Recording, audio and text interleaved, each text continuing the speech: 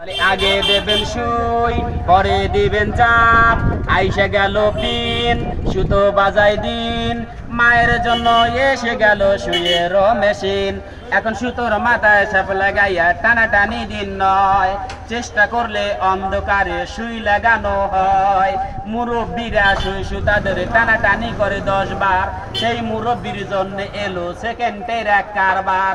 এসে গেল বাংলাদেশে চায়নারই এক পণ্য, সুইয়ের মাঝে সুতো লাগানো বয়স্ক লোকের জন্য।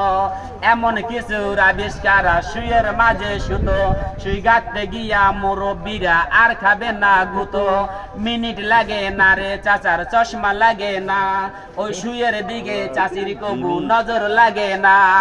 উপরে দিলে নিচে যায় একবার, ডাইনে দিলে বাই, টানাটানি করিয়া চাচা বিরক্ত হইয়া যায়।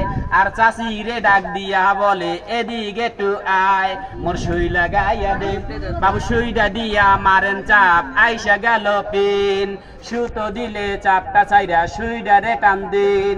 ওই মায়ের জন্য এসে গেল সুইয়ের মেশিন।